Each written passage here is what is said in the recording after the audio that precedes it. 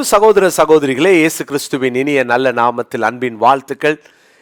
இயேசு கிறிஸ்துவினுடைய பிறப்போடு கூட சம்பந்தப்பட்டவர்களுடைய குணாதிசயங்களை தான் நம்ம இந்த இன்றைய முத்து என்னும் இந்த சிறிய தியானத்தில் நம்ம ஒவ்வொரு நாளும் தியானித்து வருகிறோம். நேற்று தினத்தில் சாஸ்திரிகளை குறித்து நம்ம தியானித்தோம். ஞானமானவர்கள், அவர்கள் ஞானத்தோடு இயேசுவையே பணிந்தார்கள், ஞானத்தோடு இயேசுவுக்கு கொடுத்தார்கள், ஞானத்தோடு இயேசுவுக்கு கீழ்ப்படிந்தார்கள்.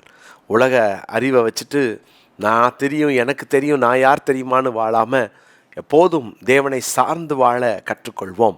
இன்றைக்கும் நம்ம லூக்கா சுவிசேஷம் 2ஆம் அதிகாரத்தில் 8ஆம் வசனத்தை நான் வாசிக்கிறேன்.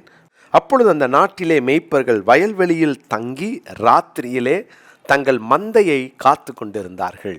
இப்போ மேய்ப்பர்களை குறித்து பார்க்கிறோம். இது இயேசு பிறந்த உடனே மேய்ப்பர்களுக்கு இந்த செய்தி அறிவிக்கப்பட்டு விட்டது. அவர்கள் மந்தையை அவர்கள் வயல்வெளியிலே தங்க வைத்து அவர்களும் அங்கே தங்கியிருந்தாங்க.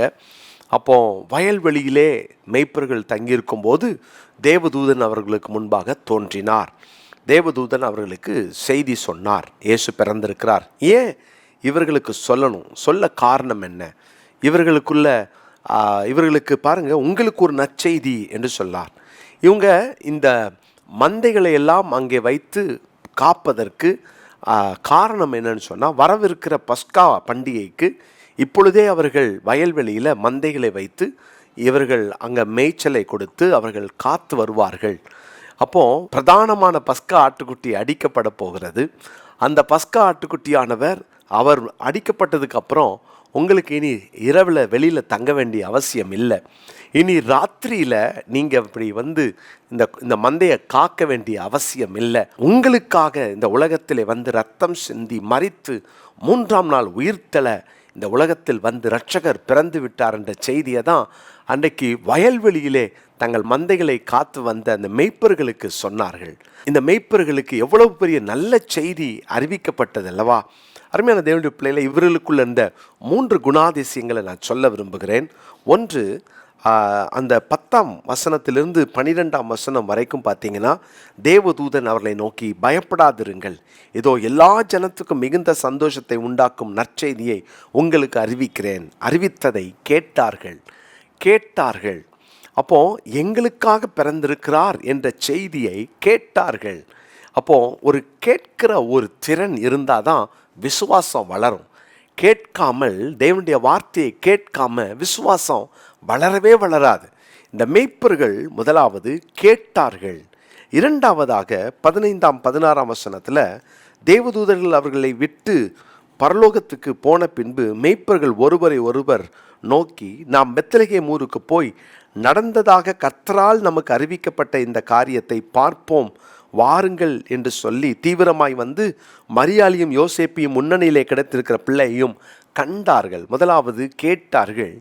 கேட்டதை அனுபவபூர்வமாக மாற்றினார்கள். கண்டதை அடுத்த வசனத்தில் பாருங்களேன், கண்டு அந்த பிள்ளையை குறித்து தங்களுக்கு சொல்லப்பட்ட சங்கதியை பிரசித்தம் பண்ணினார்கள். கேட்டதை அனுபவமாக்கினார்கள், அனுபவமாக்கினதை அறிவித்தார்கள். அருமையான தேவனுடைய பிள்ளைகளே, இதுதான் மேய்ப்பர்களுடைய நல்ல குணாதிசயம். எத்தனை செய்திகளை கேட்கிறோம், நீங்கள் கேட்காம அதை அனுபவமாக்கி கொள்ள முடியாது. நீங்கள் ஞாயிற்றுக்கிழமை ஆராதனையில் போய் உட்கார்ந்துருக்கிறது பெரிய விஷயம் அல்ல. இன்னைக்கு ஆராதனையில் உங்கள் கூட கர்த்தர் என்ன பேசினார், உங்களுக்கு தேவையான வார்த்தை என்ன வந்தது யோசித்து பாருங்களேன். உங்களோடு கர்த்தர் பேசினாரா? இன்றைக்கி எனக்காக ஆண்டதை பேசினாருன்னு உங்களால் சொல்ல முடியுமா? எத்தனை நேரம் நம்ம சபைக்கு போன வண்ணமாகவே திரும்பி வர்றோம். ஏன் தெரியுமா? வார்த்தையை கேட்காததுனால அதை அனுபவிக்க முடியலை. அதை அனுபவமாக்கி கொள்ளவும் தடுமாறுகிறோம். கேட்பதை அனுபவமாக்கி கொள்ளுங்கள். அனுபவமாக்கி கொண்டதை உங்களுக்குள்ளே வைத்திருக்காதீங்க, வெளியில் அறிவிக்க கற்றுக்கொள்ளுங்கள். எப்போதெல்லாம் நாம் வெளியிலே அறிவிக்கின்றோமோ அப்போதெல்லாம் அங்கே தேவன் மகிமைப்படுவார், கிறிஸ்து அறிவிக்கப்படுவார். அநேகர் ஆண்டவரை அறிந்து கொள்வார்கள், அநேகர் ஆண்டவருடைய மந்தைக்குள் சேர்க்கப்படுவார்கள். இன்றைக்கும் கேட்கிற பழக்கம் இல்லாமல், அனுபவிக்கிற அந்த அனுபவம் இல்லாமல், ஒருவேளை உங்கள் வாழ்க்கையில் இதுவரைக்கும் இயேசுவின் பிறப்பை ஒருத்தருக்கு கூட சொல்லாமல் நீங்கள் வாழ்ந்து கொண்டிருப்பீங்கன்னா, இந்த வாய்ப்பை பயன்படுத்தி கொள்ளுங்கள். வார்த்தைகளை கேளுங்கள், கேட்பதை அனுபவமாக்குங்கள், அனுபவமாக்கினதை அறிவியுங்கள். ஆண்டவர் உங்களிலே பிறந்து உங்களிலே மகிமைப்பட விரும்புகிறார். இந்த நாளுக்குரிய மனப்பாட வசனம் லூக்கா சுவிசேஷம் 2ஆம் அதிகாரம் 10, 11, 12 வசனங்களை இன்னைக்குரிய மனப்பாட வசனமாய் குறித்து கொள்ளுங்கள். லூக்கா 2, 10 முதல் 12 வசனம். தெரிந்த வசனம்ன்றதுனால 3 வசனம் கொடுத்துருக்கிறேன். நீங்கள் அதை மனப்பாடம் பண்ண அன்போடு கேட்டுக்கொள்கிறேன். ஜெபிக்கலாமா? தகப்பனே, அன்றைக்கு மெய்ப்பொருளுக்கு அறிவிக்கப்பட்ட அந்த செய்தியை கேட்டு ஆண்டவரே அதை அவர்கள் அனுபவபூர்வமாக அதை கண்டு ஆண்டவரே அதை அறிவித்தது போல நாங்களும் எங்கள் வாழ்க்கையில் இயேசுவின் பிறப்பை கேட்டிருக்கிறோம். அநேகர் இன்னைக்கு அனுபவிக்காமல் இருக்காங்களே, அதை அனுபவமாக்கி கொண்டு பிறருக்கும் சொல்ல உதவி செய்யுங்க. தொடர்ந்து நாங்கள் உமக்கு சாட்சியாய் வாழ எங்களை ஒப்புக் கொடுக்கிறோம். இயேசுவின் மூலமாக ஜெபிக்கிறோம் நல்ல பிதாவே, ஆமேன்.